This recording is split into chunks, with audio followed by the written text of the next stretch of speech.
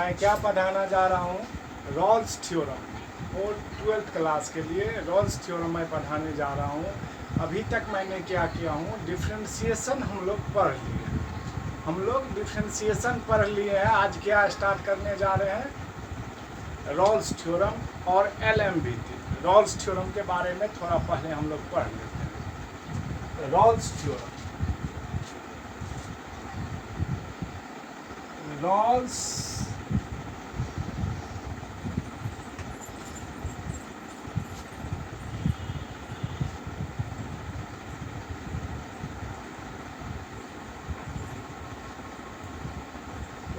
Theorem होता क्या है, उसका स्टेटमेंट हम लोग समझ लेते हैं।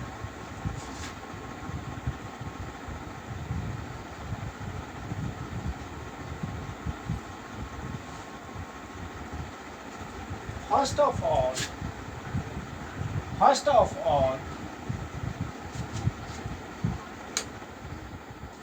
all, if f of x is continuous function on closed interval a to b, fx is continuous on a to b, close interval a to b। मतलब fx जो भी फंक्शन दिया रहेगा वो क्या होना चाहिए, कंटिन्यूअस होना चाहिए। कहां से कहां तक, क्लोज इंटरवल में a से लेके b तक में। कहां से कहां तक, a से लेके b तक में। दूसरा क्या है, f dash x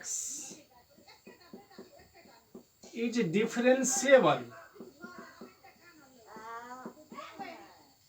f dash x is differentiable on open interval a to b, differentiable on close interval a to b।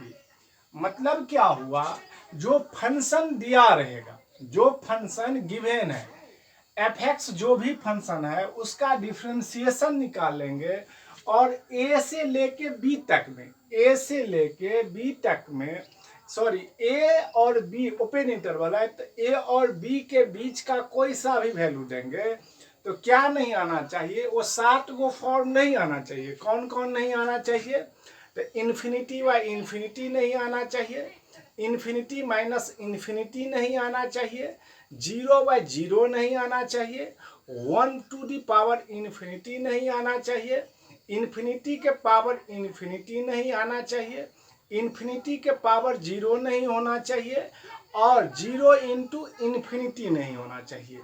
यदि ये 7 गो फॉर्म आ जाएगा तो इसका मतलब क्या समझेंगे, ये डिफरेंशिएबल नहीं है। ए और बी का बीच का जो कोई सा भी वैल्यू दे देंगे और यदि वो 7 फॉर्म में आ गया तो फंक्शन डिफरेंशिएबल नहीं होगा। और बाय द वे वो 7 फॉर्म में नहीं आएगा तो क्या हो जाएगा, डिफरेंशिएबल हो जाएगा। और आप बोलिएगा सर कंटिन्यूअस के बारे में कुछ नहीं बोले, तो कंटिन्यूअस फंक्शन के बारे में भी बहुत कुछ हम बताने वाले हैं, इसलिए इसको हम थोड़ा भी हम साइड करके जो बताने वाला था उसको, उस पर हम ज्यादा थोड़ा फोकस कर रहे हैं, ठीक है ना। अब यदि तीसरा बात है, f of a equal to f of b, f of a equal to f of b। यदि ये 3 गो वैल्यू, यदि ये तीनों पॉइंट कोई भी फंक्शन, यदि ये तीनों पॉइंट कोई सा भी फंक्शन सेटिस्फाइड कर रहा है तो hence Rolle's theorem, hence Rolle's theorem is proved. बात क्या, सब 3 गो बात क्या क्या है, fx is continuous function on close interval a to b। Continuous मतलब लगातार, कोई भी ग्राफ बनाते वक्त यदि पेन नहीं उठाना पड़ रहा है तो समझ क्या लेंगे, कंटिन्यूअस फंक्शन है, अभी बता रहे हैं। दूसरा क्या लिखे हैं, f dash x is differentiable on open interval a to b।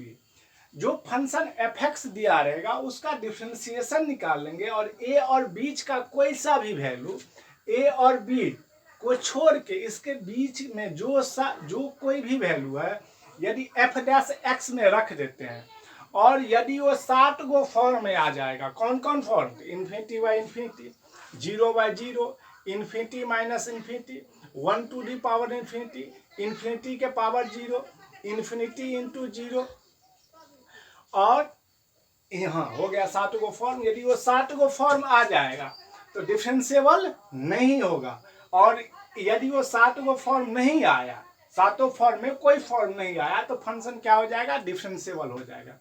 तीसरा क्या है, F of A equal to F of B.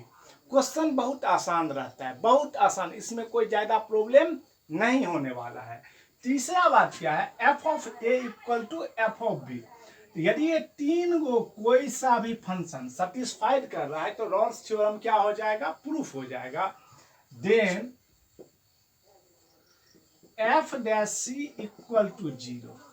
इसका मतलब एफ डैश एक्स जो भी निकालेंगे वहां पर क्या पुट कर देना है, सी, और इक्वल टू 0 कर देना है, तो सी का क्या आ जाएगा, वैल्यू आ जाएगा। That means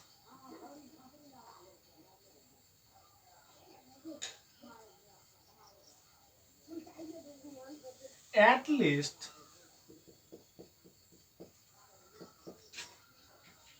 one value of C must be